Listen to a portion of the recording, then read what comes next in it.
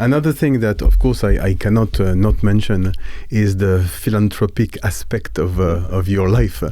Of course, a lot of people are doing philanthropic initiatives, and sometimes it's easier to do that when you're a CEO like you were, and you've got money at your hand, and you've got influence, and you can call people and make things work. But I was told, because those aspects I don't know much about, I was told by Jessie that you mentioned earlier. So we say hello to Jessie at this moment. She said to me, he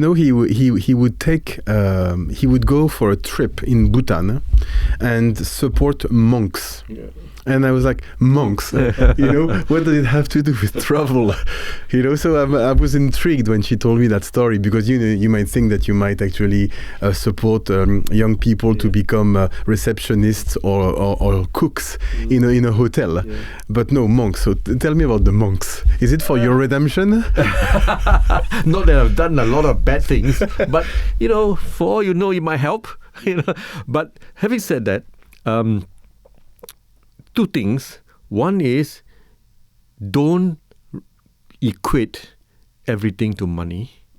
Don't equate everything to the business. You want to make sure that I equate what I can make a difference to human beings. May it be tourism or be in monk bodies or what. It's chanced upon one time in 2019 when I took the first trip to Bhutan, I realized how fortunate we are. We complain about all the things that we don't have.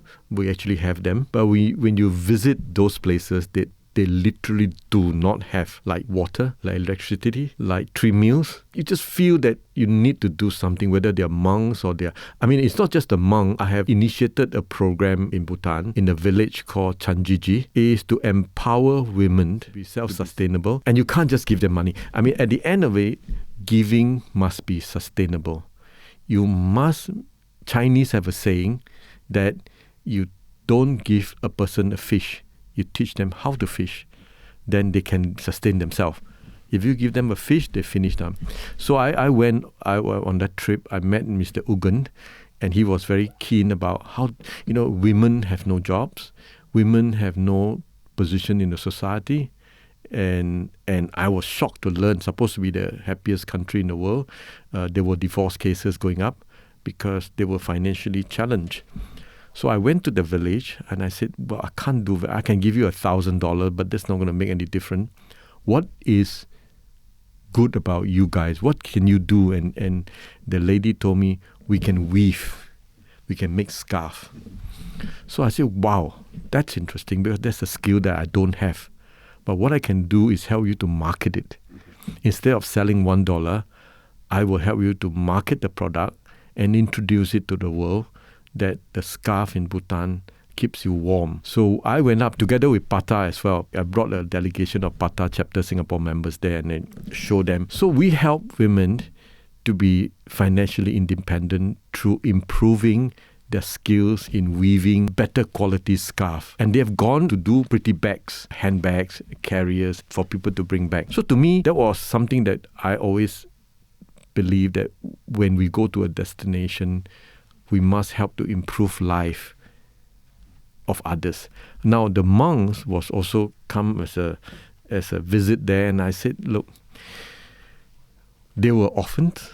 They were left there to looked after by the monks, and where do they take their income from? And that's where I felt that these 44 young monks deserve to be brought up to be a better teacher for others. That was the initiative. We want to help these little monks as small as 2 years old to grow up, and so that they become better teachers to others.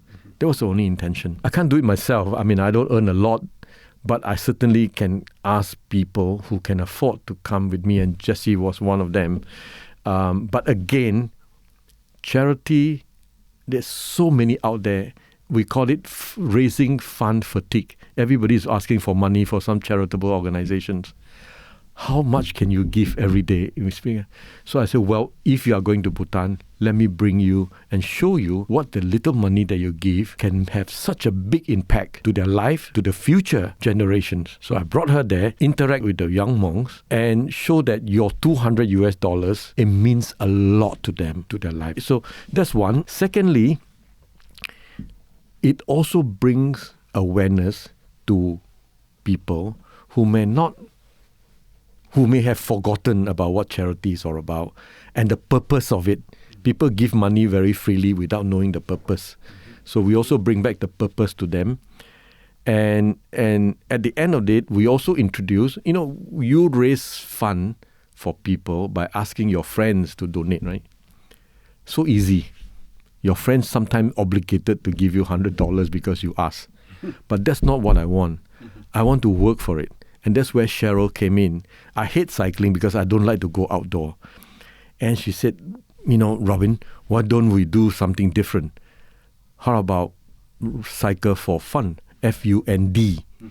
I said, that's a good idea. What should we do it? So we got the airline, we got insurance companies, we got travel agent, we got a lot of people to come in, and Suin was one of them who cycled with us. So we said, instead of asking you to give me $100, we will cycle 20 kilometers. And you sponsor me. Every kilometer, you give me $1 or $10 or $100. The outcome of it is I have the fun, I have physical wellness, I bring different trade together to do common good, and the money goes to the needy.